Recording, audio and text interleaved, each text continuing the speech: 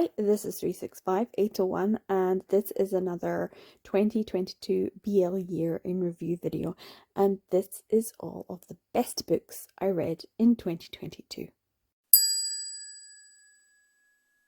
So this is the ultimate video, the one where I go through all of my favourites of 2022. These aren't the best books, they're just the ones that I think are the best or most enjoyable, that I had a really great time reading during 2022, and so they're the ones that I have tended to gush about the most, or I gushed about it at the time, and I think it's time for me to gush some more. Like, hey, do you remember I read this and it was great? Have you picked it up? Let me remind you, and tell you the reasons why. And I think that's just what this video is going to be. Hopefully it won't be too long. I haven't included a few things on here that I still really enjoyed, so if there's something missing, let me know in the comments down below. You're like, oh, I thought you'd talk about this, and I didn't. That might be a good reminder. So yeah, these are the books that I loved, or really enjoyed, or thought were really great. I don't think I have them in any particular order. I'm not entirely sure how many, but I will end on my favourite for the year. So that will be the last one that I talk about. And there's a mix in here. There's some graphic novels, there's some manga, and there's some prose books. There's some male-male romance, and there's some non-male-male romance, some non-BL titles, some just normal manga titles as well. There's a whole range. And there's probably a few in here there's probably a few not in this list that you're like, what? Especially because halfway through the year, I did my favourite books of 2022 so far. You can go and check out that video. And I kind of organised them in lots of different categories. So this one is a very good mix, I think, of things that I just love. I think are pretty neat. So yeah, let's get on into it. So the first one I'm going to talk about is actually one that I've talked about quite a few times, and it is a Kuroi Mori title, and that is Beast Storm. It's available on Futekia. They have been really good about releasing the newer volumes whenever they come out, and I read a couple of them. I think it was in 2021, and then they released one in 21 or 2 in 2022, and I have since read the latest one that they released in January in 2023. I absolutely love it. I have no idea why. Is it the animal ears? I have a thing about animal ears. I really do. I don't know why. The double ear thing sometimes is a thing and sometimes it isn't. How do you guys feel about animal ear characteristics? I don't know. It makes me feel a bit funny. But yeah, this is one that I highly recommend. Go on to Futekia, check it out if you've got a Futekia subscription. Yeah, it's definitely my Futekia title that I really enjoy. And one that I always look forward to as soon as it comes out now. This is the main title that I love. On to another one, which is a buddy read that I didn't do a buddy read vlog for because there was I did actually film, but I didn't film a proper one. So I think I made a sort of mini vlog thing and put it on my Patreon. I have quite a few videos up on Patreon that you can just go and watch and check out if you like, that are for Patreons, and it's only $1 a month. I only have 3 at the moment, but I am very grateful for all 3 of them. So yeah, there's some abandoned reading vlogs that I made, so they're all Patreon exclusive, and one of them was only serious about you. And I'm not really sure if I should put this on, just in the same way with the Kuroi Mori.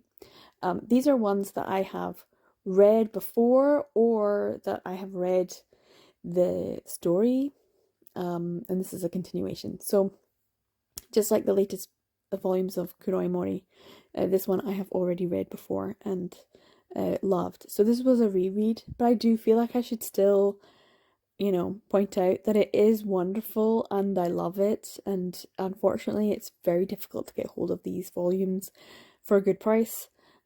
So if you do see them, you probably should pick them up if you can, because it's Asao Kai, and she is just wonderful. I really feel bad that we don't have more of her work available legally in English. I think it's a shame because she does do beautiful drawings and she's very good at drawing beautiful characters. So, and tender, gentle love, as well as kind of hot and steamy love. She's very good at it. She's very good at it.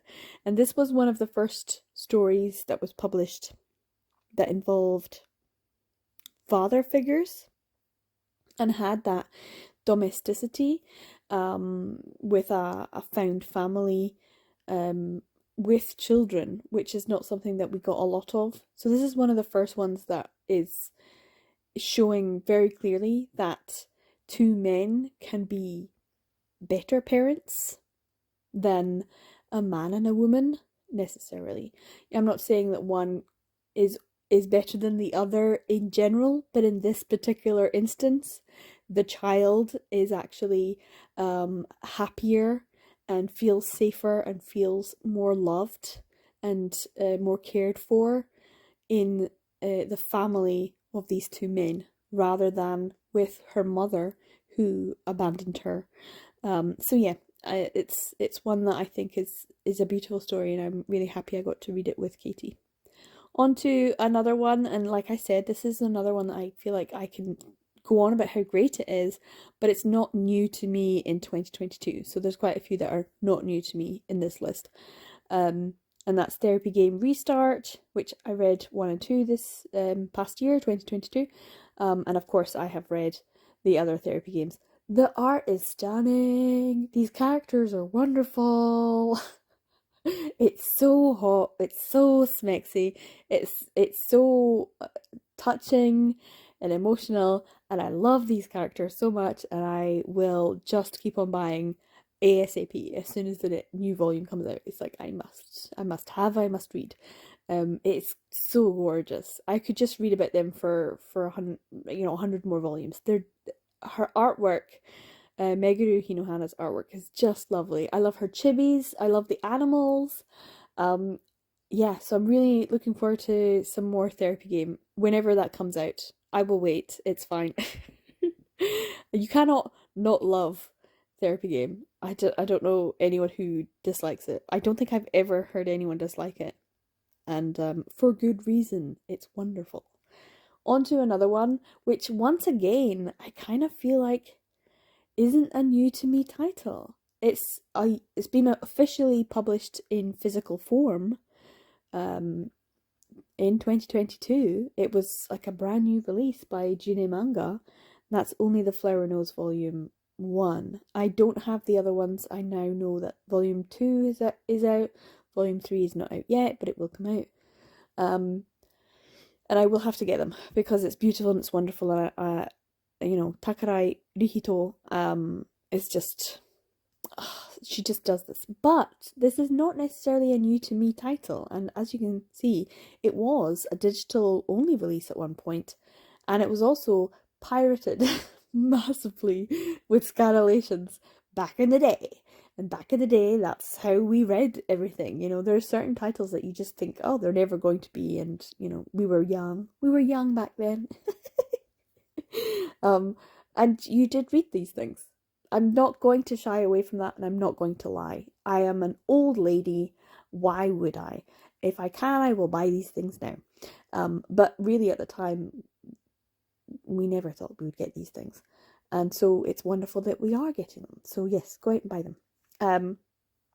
But I won't begrudge anyone who turns around and says that they also read them in scanlations. That's not what I'm going to do. I'm just saying it happened. So yeah, this is not a new to me story. So when I picked it up, or when I see that it was licensed, it was like, great, oh my god, that's amazing, because I already love that story and would so love to have it. So yeah, this is one that I love, and I'm gonna big it up, and I'm gonna say, hey, go out and get yourself a copy, especially because it's June Manga, so you never know when you won't be able to get one. Which makes me think I really need to pick up the next 2 volumes, like ASAP. June Manga is the only one that I'm like, I should really get, shouldn't I? I should get that quick. I should get that soon. I should get that now. And so, yeah, I'm gonna have to get on it. It's a great one. It's a beautiful story about two men who are kind of both lost. They're both lost, but they're lost in different ways. And when they come together, there's just this sort of almost kismet, fate kind of thing. They're both very beautiful, both very intelligent, very smart. They both have things about them that make them a little bit different or unique and make them stand out from others. And so when they are introduced, they do end up developing quite a strong bond, and then develop obviously into something more. And I just love it, and I love the whole botany aspect of it too that comes into play. It's just beautiful. It's Takerai Rihito's work, and so if you love 7 Days, or if you enjoyed 7 Days, or if you like the artwork from 10 Count, what else has she done? I'm trying to think. Grandliers, something like that. So yeah, just a few things, but the artwork is just stunning. So yeah, I'm going to definitely put that on a priority list for the coming year. On to another one, which is once again one that I can't feel like I can say this is new to me.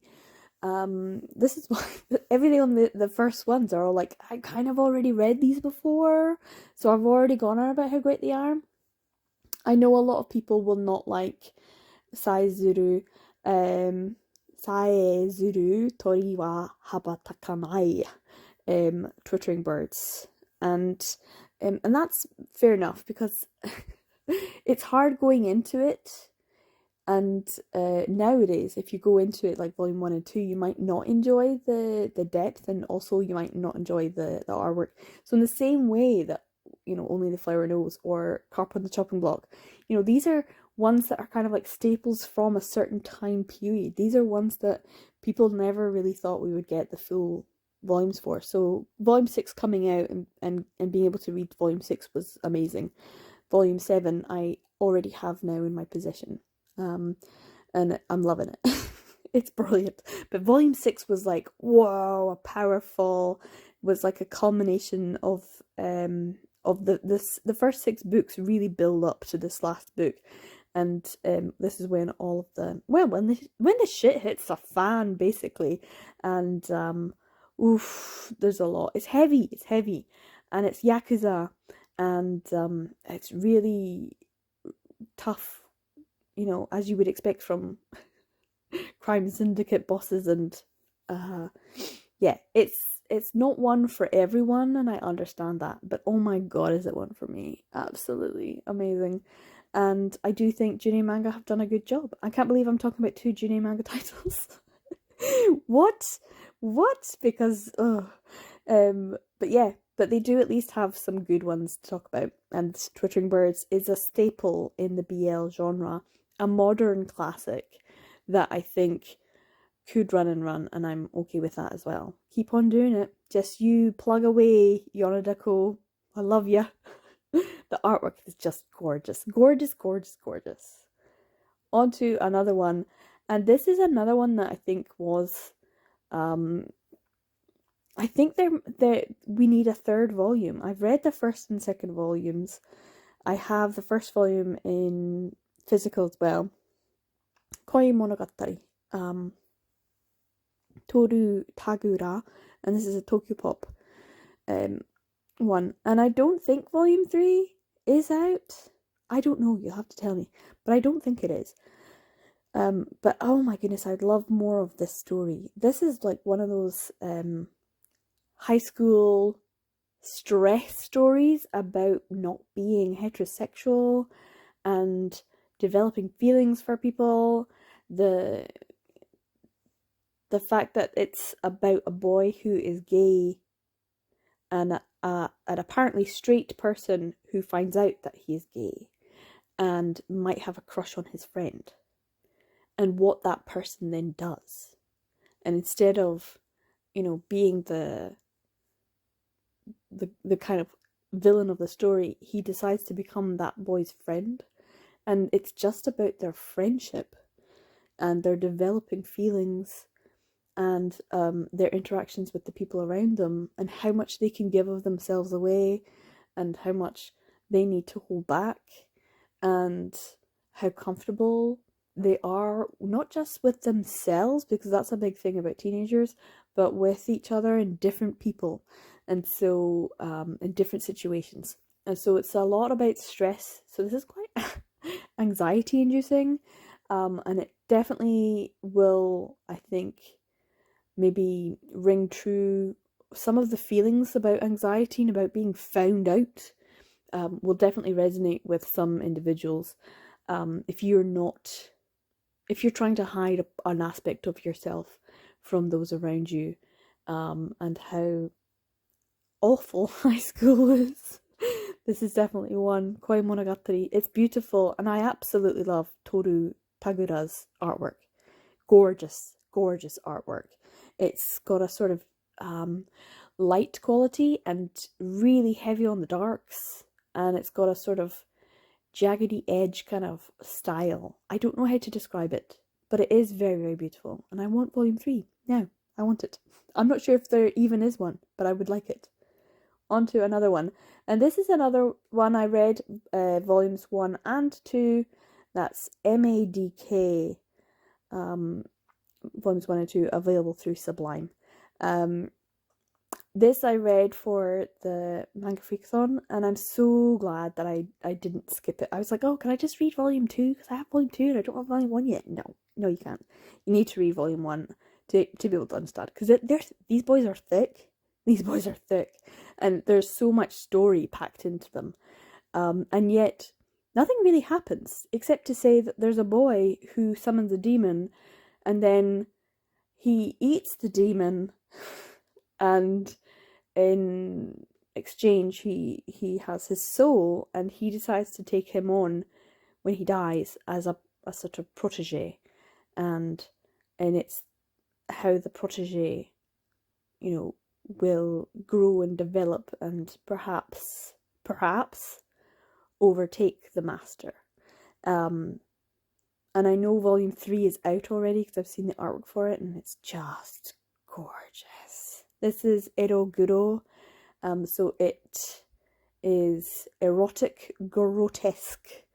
So it's sort of horror, BL, which I love. We don't get enough of, and it's just one of those ones that if you like it, and I like the fact that it is a sort of fantasy hell setting. I love hell as a setting. It's a great place. It's always a great place, no matter what story. I love it when we go to hell. And it's one of those ones that is kind of psychological as well. There's a bit of psychological manipulation and playing around. I have to say the end of MADK2 was very shocking and uncomfortable. I found it very uncomfortable, kind of in a good way, but also kind of not. So just because I had decided that I liked a character, and then I'm like, oh no, oh no. In fact, there was quite a few characters that I've gone, oh, you're okay, oh okay, no you're not, or oh, you're not now, sorry, oops. It's very much a, you kind of want to root for the main character, and at the same time you don't, and I love that about it. It's such a good series. So yes, I'm looking forward to the third one when it comes out, Ryo Suzuri's MADK. It's gonna be great. I'm so looking forward to it. I'm gonna reread the first and second one and really fully immerse myself in this Eroguro story. It's great. Another one that I read, and that is Sweet Blood. So this is another new to me title. Stay Young Kim. I managed to get volume 5 and 7, so another buddy read, and it's 10 volumes long, and oh my god, it is a wild ride. It is like blood-sucking vampire-esque dragon, isekai, Game of Thrones, political shenanigans, time kind of I don't know, time weird time things, and floating islands in the sky, war, and an actual proper 100% real love triangle.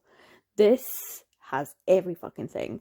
Oh, and like a chibi dragon. Oh, and a guy who will be your favorite character who turns up in like, I don't know, 10 pages plus. That's it, 10 pages across. He's at the beginning, he's at the end. That's it. Um, and I fucking loved it. It was great.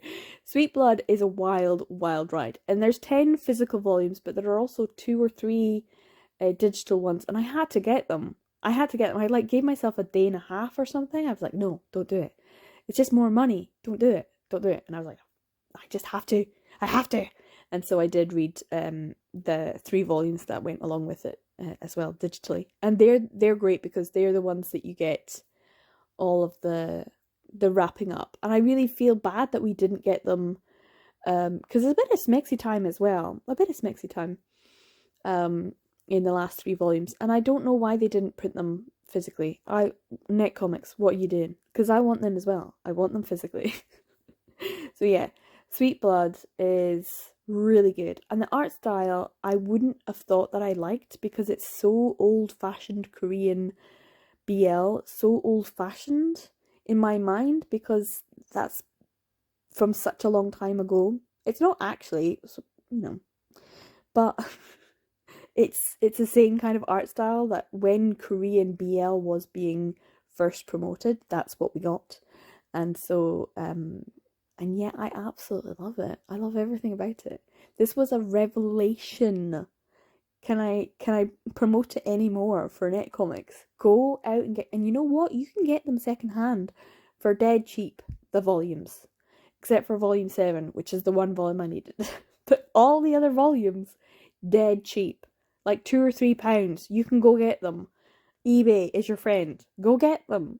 Go read this. It's chuffing great. And it's a wild ride. The fact that there's an actual true real love triangle where 3 people, and it's not just a love corner, it's a proper triangle, and he loved him, but then he loved him, and he loved him, but then he loved him, and he kind of loved him, hated him, kind of loved him, kind of hated him. Oh my goodness. There's enemies to lovers and love triangles and all of that, and it's just brilliant, and I loved it so much. Go watch my reading vlog for it. Oh, it was so good. I had such a great time in October reading things. It was such a good month. On to another one, which is my summer review, which is another one I probably should have mentioned earlier because as much as this is a new to me one, it's not actually 100% new because I did read the first volume as a NetGalley pick the year before. So I got it digitally and I really was like, oh great, I'll have to pick this up.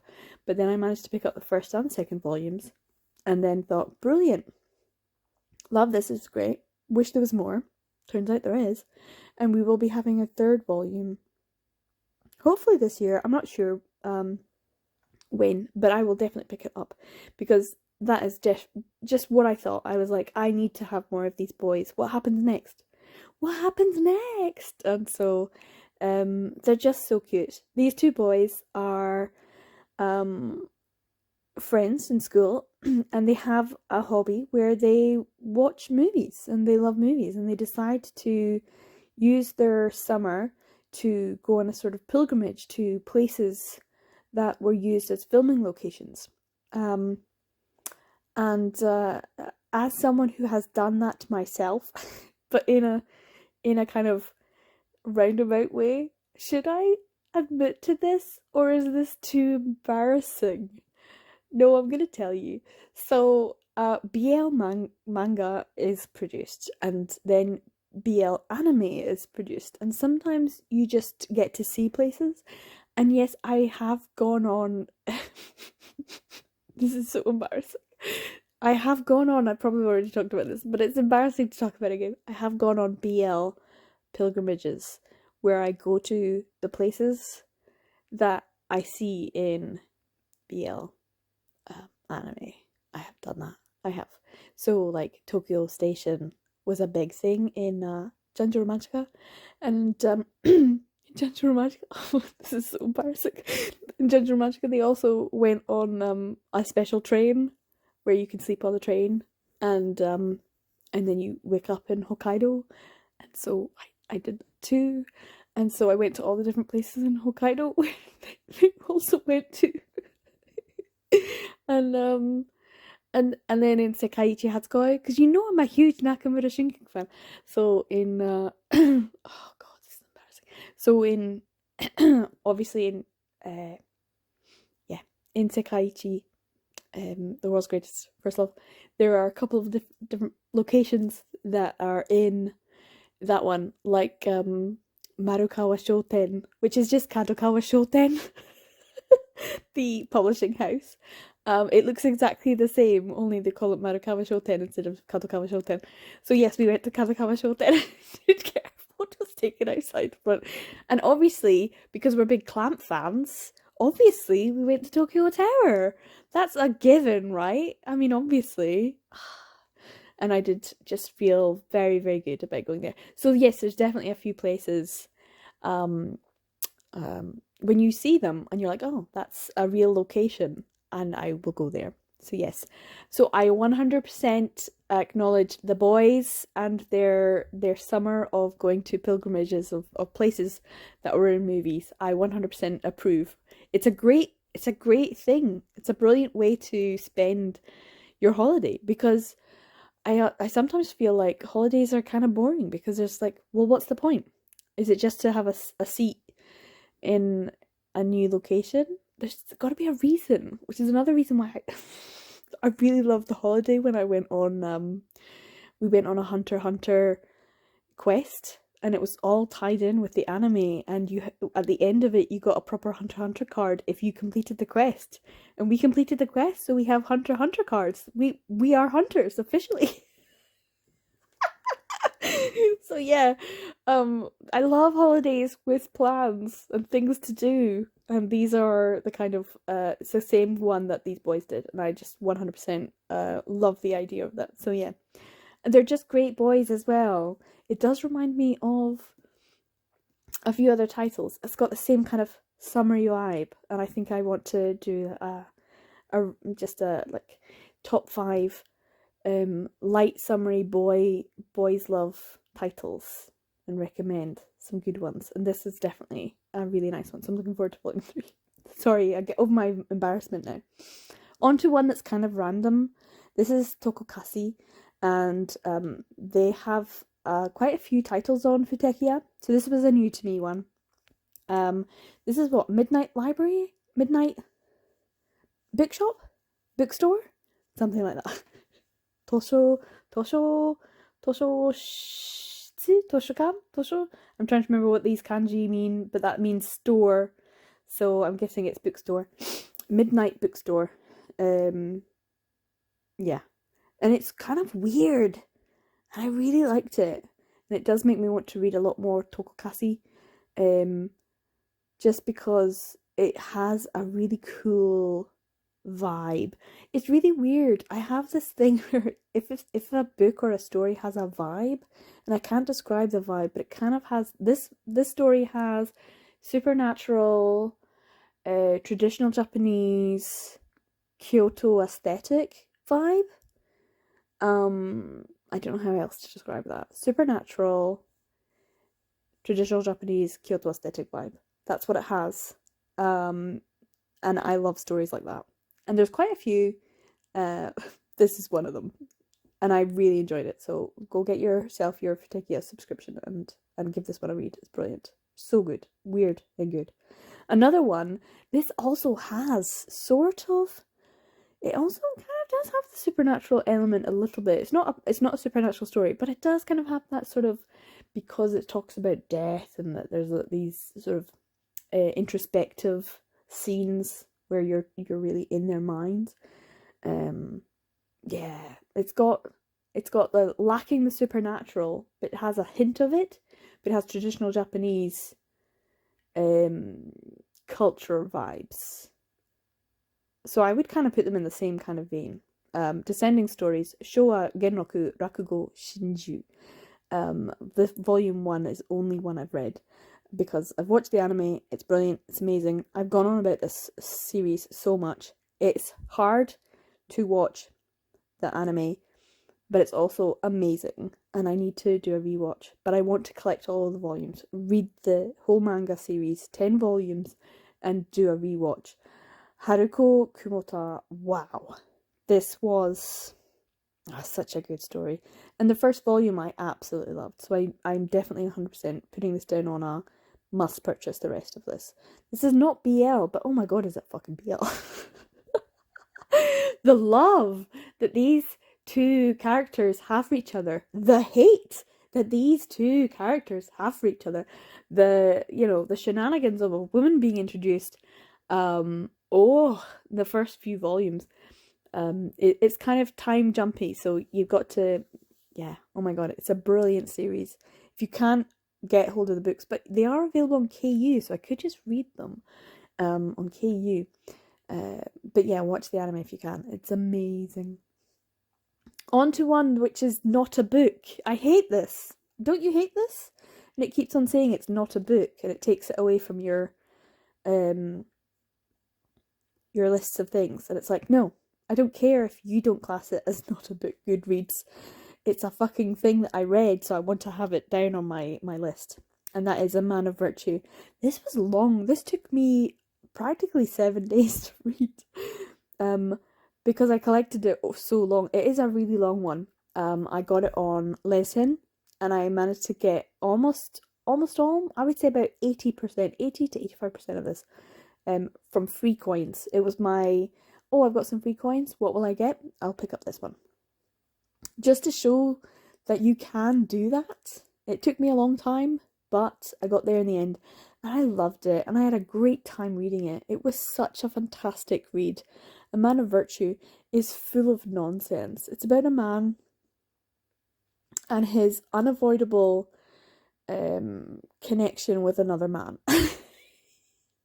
What's the phrase? There's a phrase in Japanese which is like unavoidable and unwanted connection, and the two of them do end up falling in love. And it's that whole, sometimes I like those stories when someone is just kind of browbeaten into submission.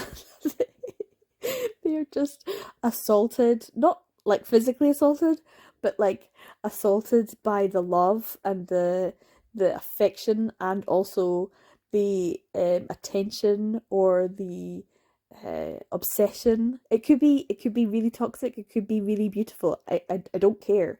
It's that wearing someone down until they are finally like, god damn it, I'm fucking in love with him. When did that happen? I can't live without him now. We're just gonna have to be happy for the rest of our lives. So yeah, that's kind of what A Man of Virtue is. And yet at the same time you're like, yeah, but is it? Maybe you're in love with him all the time. Oh, I loved it so much. I did a reading vlog for this one because it take me like a whole week to read, and I absolutely loved it. Nam Jin Woo, Ma Sang Tai, I love them. And this is one I would like as a physical copy. I know that we are getting a lot more, you know, BJ Alex, Love is an Illusion. Getting these ones are great. A Man of Virtue is one that I would like as a physical copy. And it would be a few volumes, certainly. Because it is probably just as long as BJ Alex. It was a big long read, and I loved it. On to another one, which I have mentioned lots and lots and lots, and that is My Love Mix-Up. It's so good. It's so good. I need to... Volume 6 just got released in the UK, so that's the next one that I need to read. But I hope that we'll get all 9 volumes released in 2023, so I can finish this. This is a shoujo beat, so it's technically a shoujo. But if this isn't BL, I don't know what is. It's like the most BL. It's just full of everything. It has everything. It's hilarious. I even described it to my sister, who does not read anything that I read, and she said it sounded great. She said it sounded like something she'd laugh a lot at. So yeah, I want to watch the drama, the live action drama, but I want to read the whole series first, and then watch the live action drama. So, oh my god, it's so good. And I don't need to talk about it because everyone talks about it, because it is one of the best things. It's definitely, I think, if I'm honest. This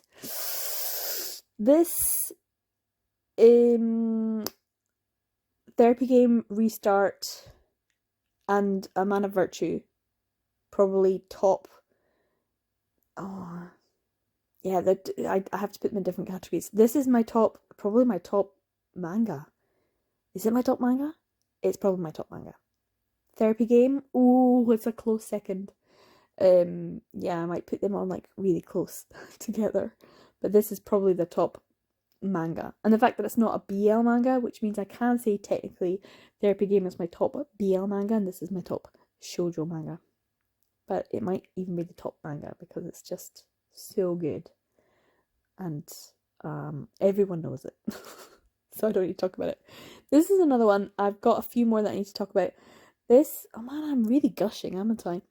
This is a one that was recommended to me for my 12 and 12. Which one is this? I'm trying to remember. Is it the New Recruit? I think it's the New Recruit. And yeah, there's a few down there. I loved it. It was great. Like Salarymen. I really enjoyed the Korean BL webcomics with salarymen office romances. I'm really enjoying them because they're mature and so they're a little bit more like they're stupid and they you might be an adult, but if you're still in your 20s, you're kind of a kid.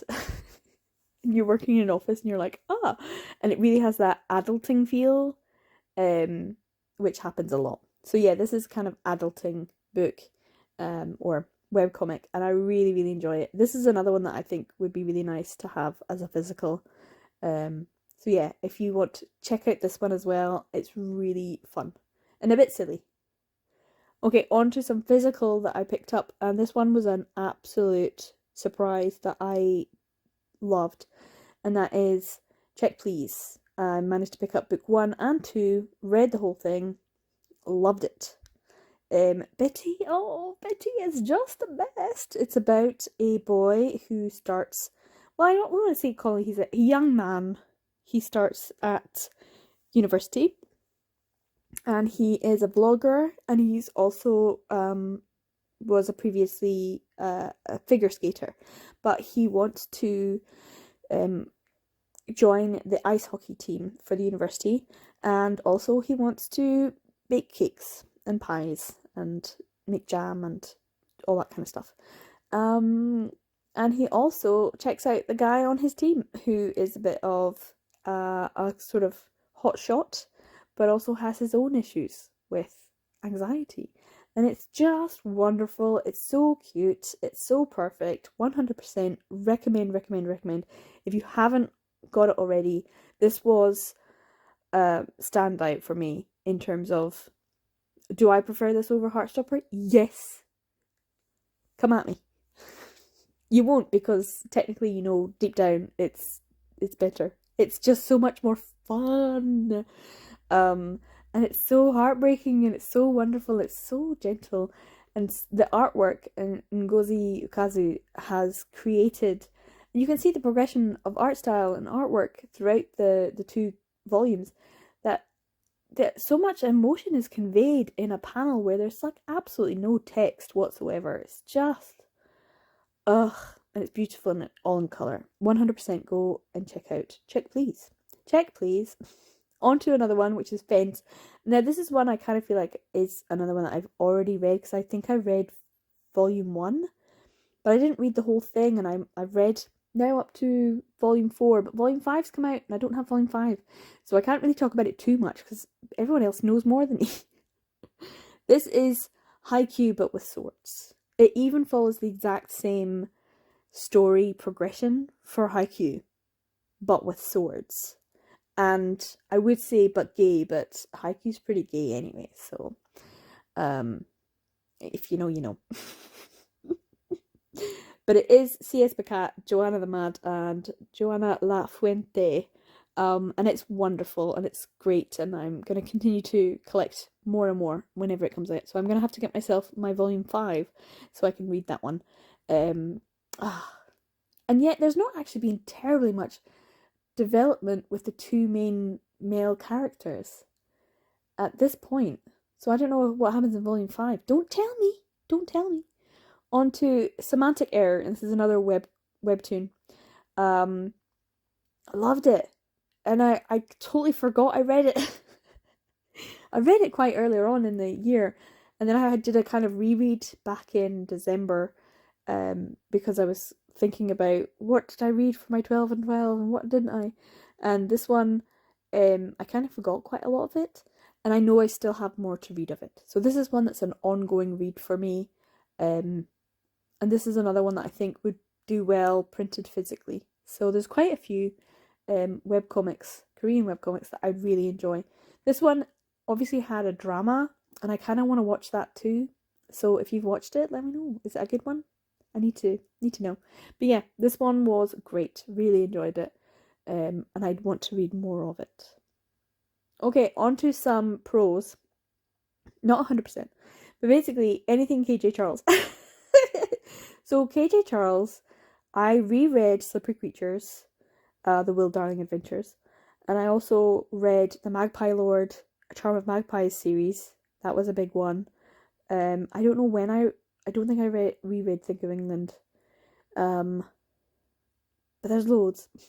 I read quite a lot of KJ Charles in 2022, and basically anything that KJ Charles does is wonderful. She has an amazing turn of phrase, beautiful lyrical writing, a command of the English language, like she's wrestling a toddler. She knows exactly, trying to put a quote on it, exactly what she's doing, and it's very queer. There's there's FF, historical fantasy. It doesn't matter. She is kind of the blueprint that others try to emulate, I would say, try to get even close to. And she's wonderful and very left and very outspoken, and she hates the Tories, and I love that. So yes, KJ Charles, 100%. She also used to work for Harlequin, so she knows a thing or two about writing some romance. Yeah, and all of the foreign books, all of the especially the Taiwan versions of her books are always stunning, and I mean ours are fine, but they're not as great as the amazing foreign versions that some of these books get, with beautiful artwork. But yeah, KJ Charles, if you haven't already, go and check out her works. You'll find something you'll like. Another one that is a prose one, and I thought for a long time would be my absolute favourite thing of the year, but it turned out it's not. It might be like a second or third, or it's definitely top 5. I loved Him, Us, and Epic. It's great. This is Serena Bowen and Elle Kennedy. Him is especially good. Oh, so good. And it's got, gay pining, bisexual awakening, and a lot of shenanigans and ice hockey. And I love it. And I did enjoy Us, although Us is a little bit more difficult to get through. It's not as fun as Him. But Epic is just brilliant to just... and the thing is, it actually happened. This is a real thing that happens. It was like life imitating art, imitating life. It was weird. But yeah, the other one you can see there on the screen is the Understatement of the Year, which almost got into this top.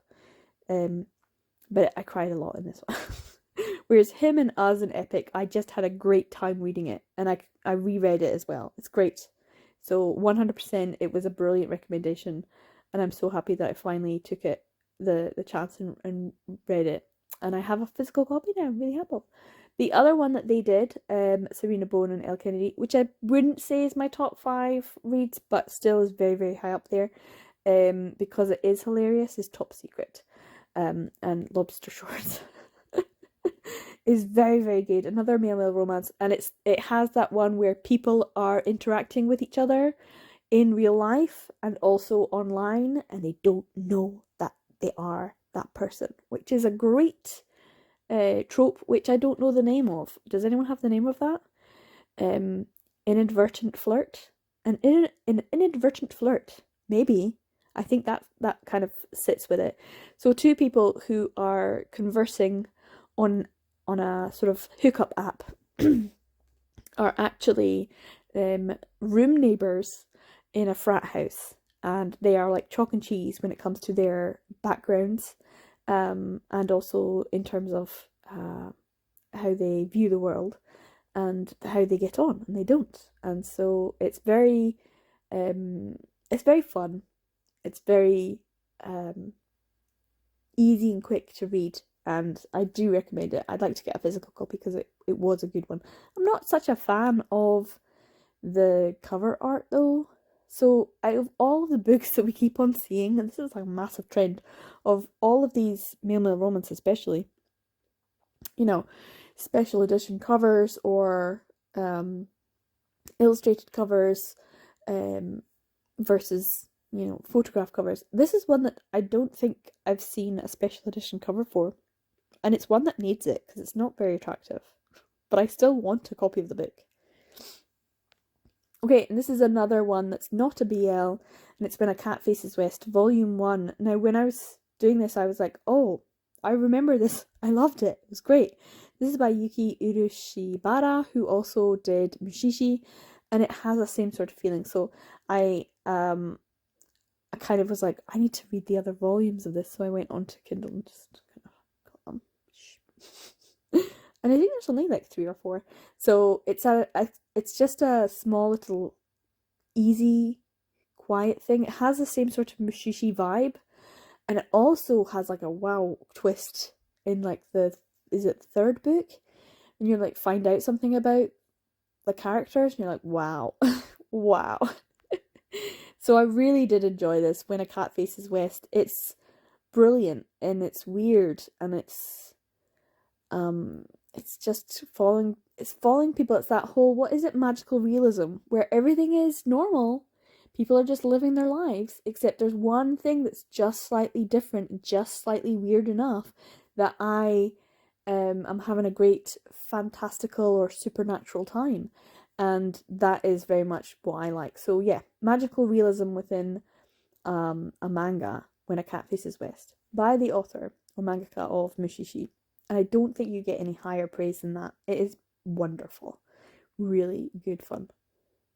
On to another one, which I just got from the library. Is it Scattered Showers? Something like that. And there's a little story in there. There's only one. It's full of random love stories, but one of the stories is a little offshoot of Simon Snow, and it's the carry on for the like the two of them after the 3 books have finished, and it's so good. It's so cute. Oh, and I forgot how much I loved them, but I didn't really forget. But I forgot just how much I loved them. Do you know? Do you understand? Like, I knew I loved them, but I forgot how much, and it just makes me want to read it again. So I really need to get myself a physical copy of Carry On, and I'm just gonna have to bite the bullet and just get a physical copy of an old, you know, beat up one from eBay, just so I can have it on my shelf and read it if I want to, because I really want to get the first book that matches the other 2, but it's so hard and they're so expensive now. So I'm gonna have to just look out for it. But I might just get one of the other ones. Carry On by Rainbow Rowell. I did not know I was going to love this, but I loved this. It's so good. I think there's something about the writing, and I just kind of discovered that, especially because I read In Other Lands, and I saw one of the criticisms of In Other Lands that it was just a poor man's Simon Snow, and I was like, no, it's not. Shut up.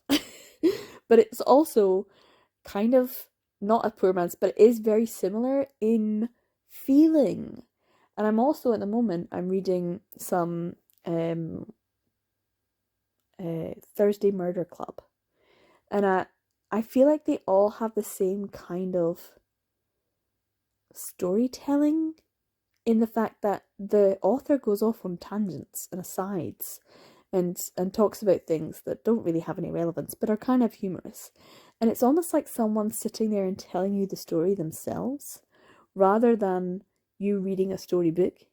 It's very personable writing, And that's very, it's very much of a personal preference for some people, that they enjoy that, like that feeling of someone telling you a story, versus even if it's not using the correct tense for that. But it for some people, they really don't like that sort of whimsical storytelling vibe. And this is another one I'm talking about. Like, what am I actually liking? What I'm kind of doing some analysis while I'm talking about these. Like, I love this. Why did I love it? Well, one, it was gay, so obviously. But it was also that sort of the way that it was told. It was a fun story, but it was also kind of a little bit with the way that the language is used, the way that the story was told. It was very, very personable. The characters are sort of centralized, and that's what I loved. And I didn't expect to love it. And I've seen it loads and loads and loads. And I kept just dismissing it as going, oh, it's just something that might be gay, but probably isn't. Oh my god, it's so gay. I love the characters. Simon and Baz. And the journey they go on to get to, what's it, Scattered Showers? And I absolutely loved it. I'm going to probably reread it again tonight, because I don't really want to read the rest of the story. I'm not really that bothered about Rainbow Rowell and her other books, but I absolutely loved Carry On. So yeah, that's one of the best ones that I read. Another one I'm probably not going to talk a lot about is Lily Morton. Lily Morton has she's written quite a lot, and I read so much of it in a short space of time. My first one was in October in 2021, and then I pretty much read almost everything she'd written, minus one, by May or June 2022. So like her whole back catalogue, everything in a short space of time, meant that it got a bit repetitive for me. So I'm starting to feel a bit jaded. And so I kind of put this one off because I wasn't really that interested. I was like, oh, it's an older one. Meh. I loved this. I loved it. And I loved it because it was older men. And it was a little bit more mature. And she didn't use the same... It was a bit jaded, and it was a little bit more grown up. And it was a little bit more... unfortunately, it doesn't get a full 5 stars because the ending was shit. The ending wasn't shit. It was just a bit meh. It was very much a Lily Morton ending. So up until that point, it felt refreshing, and I enjoyed it. And the two characters are great, but it was just a very meh ending. It was like she didn't know how to end it. So that was a bit unfortunate. But other than that, it's a great book, and I really enjoyed it. There has to be something. Another one, which is, I'm not entirely sure, like another 4 stars. Like, I'm putting it on here because I enjoyed it and it was really interesting, and it got me, kind of put me into a wee slump actually, and I actually feel like I need to own up to that. And I did read the whole series. So I got this as a NetGalley digital, and I read it and I loved it. But I also felt it was very repetitive, and it could have done with an editor. And I'm okay with the whole pine cones and yada yada, but it was very repetitive, and I think there could have been some trimming. Also, there is a bit of an age thing that I know a lot of people will feel very uncomfortable, so I can't necessarily recommend it to everyone. But yeah, it's a big chunky book. I enjoyed it. It's fun. I definitely want to pick up the other Tor versions when they come out in hardback, because I now have a hardback version, so I'd like to have them all be the same. But yeah, it's a great one. I understand now. Yes, like everyone said, read them, they're great. And like I have said many times, it's magical realism, and werewolves are magical realism. It's exactly the normal life that we live, except there's maybe magic in werewolves. Okay, it's great. So yeah, I enjoyed that one as well. This one is my second to last. I know you're like, oh my god, she can really talk about things she loves. This is Steel Under Silk. It's on hiatus, and once again they're telling me it's not a book. Well, F you, Goodreads. F you. And I know it's not a book. This is definitely one I definitely could see this being printed. If you have not already, check out Steel Under Silk. It's uncomfortable. and I love it. It's very much the big beefy guy and the smaller, but it's got like court intrigue shenanigans. It's got revenge as the main, um, you know, focus of the main character, and I love a revenge story. And also when they have sex, Jesus Christ. Like, oh my god. Is he okay? I sometimes laugh so much at these webcomics because I'm like, I'm not sure about the proportions. And I'm not sure that's healthy. But yeah, they're gorgeous. The the artwork is wonderful. I do like it a lot. So yeah, go check it out. Unfortunately, I have to put it down as not a book, but go on to Lesson and check it out. It's on hiatus, so I don't know when we're going to get the rest of it. But yeah, they can take their time. The creator can take their time, and I will continue to read it. This was a saving grace for my year. Like I mentioned in the worst books, whew, that one particular work from Lesson was putting me into a sort of depressive episode, and there was a couple that were just pushing me back up again and going like, no, you're fine, you're fine. So it was kind of like, oh, this is sad, I'm sad, and then, oh yeah, I love this. And Steel Under Silk was definitely something that kept me going throughout the year, that I was really happy to be reading. And I'm really looking forward to when it gets picked up back again by the creator and we get them regularly. Okay, drumroll please. This is the final thing I'm going to talk about because I know I've been talking for almost an hour. So let's see. Big Bad Wolf series by Charlie O'Hara. Woo! Who thought this was coming? Who thought this was the number one best book that I read? And it's not just one book. It's 5 books. It's 5 books all following the same characters. The same couple for 5 books. That's a lot of pages. It's a lot of pages following. Once again, it's magical realism, but it's also murder mystery. Who knew that murder mystery, werewolves, was something I needed in my life? I obviously did. I did do a standalone review of this, and I have to make sure that I clarify.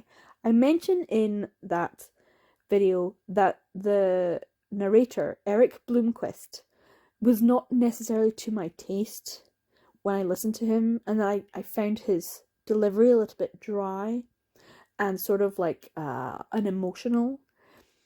But I honestly think it's one of the best narration performances I've ever listened to.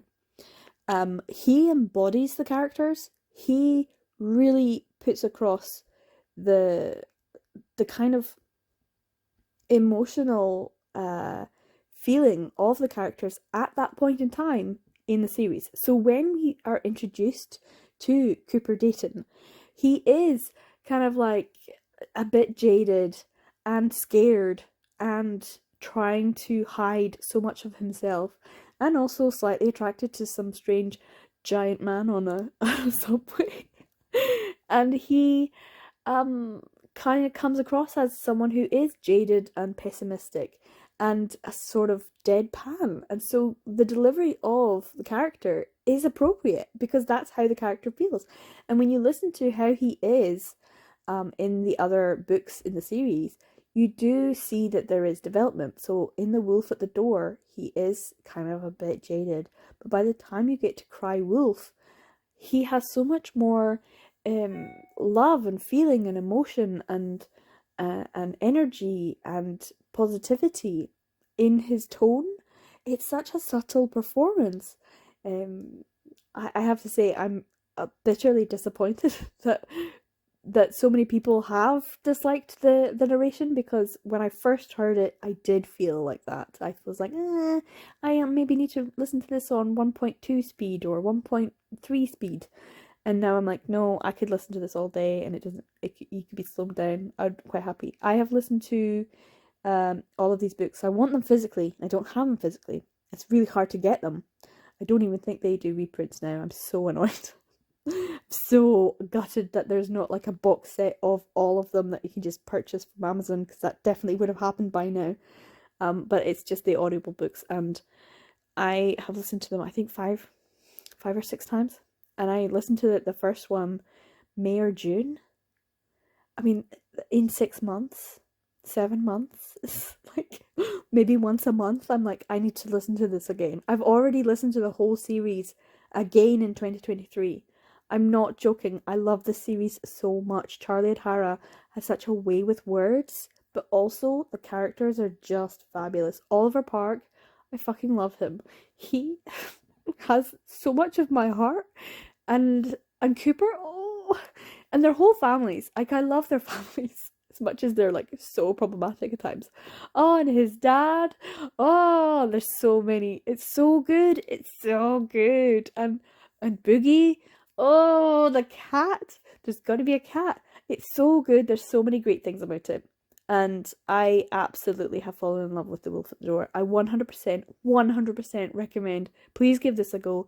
She has a new spin-off series following Eli, called the Monster Hunt series. As you can see, Pack of Lies has already come out, and I've already got it and read it. I have now a physical copy of something that Charlie O'Hara has made, and another one is coming, I think, in March or April. I think it's April, called Den of Thieves.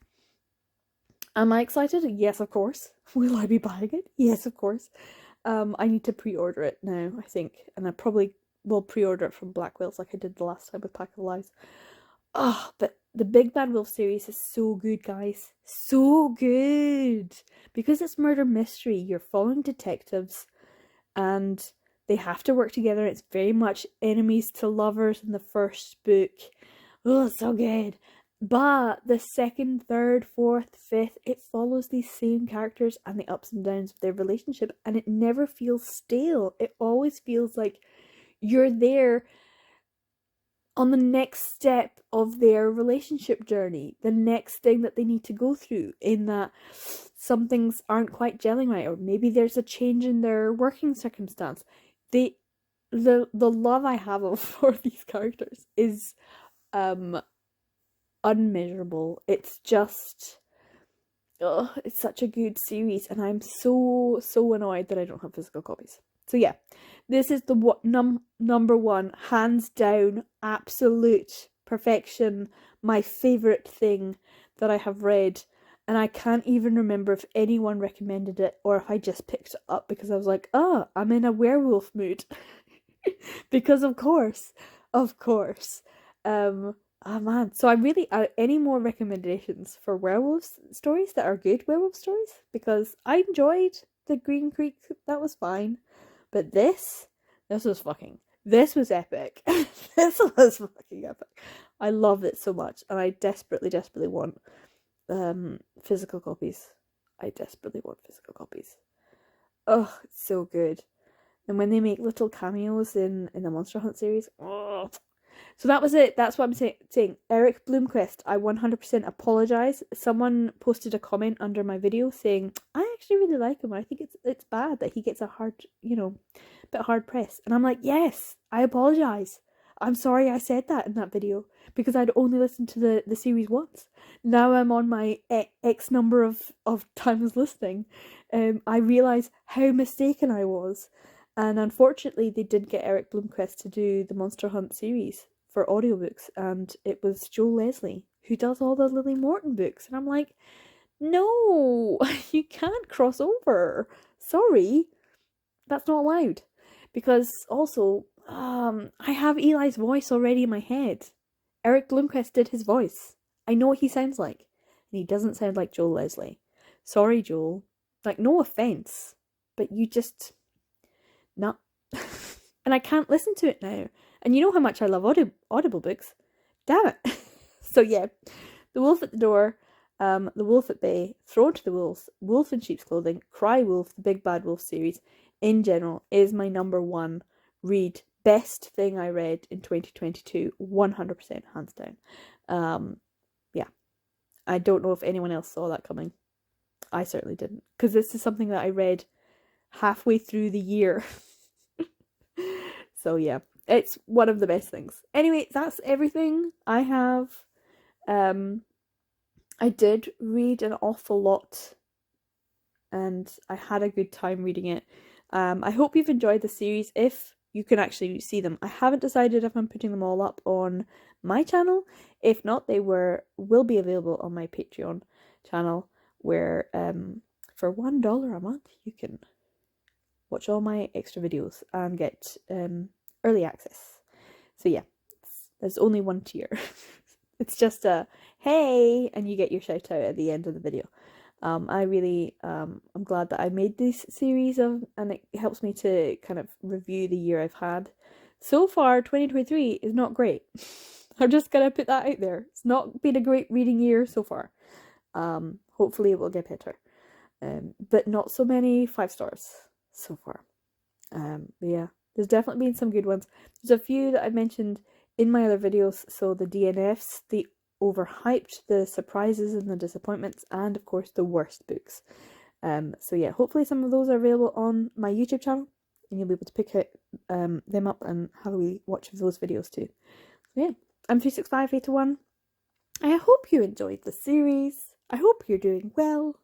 And if you haven't already, subscribe, share, like, all that good stuff. I make videos about BL manga, yaoi, male romance, and all that good stuff. Take care. I'll see you in the next video. Bye!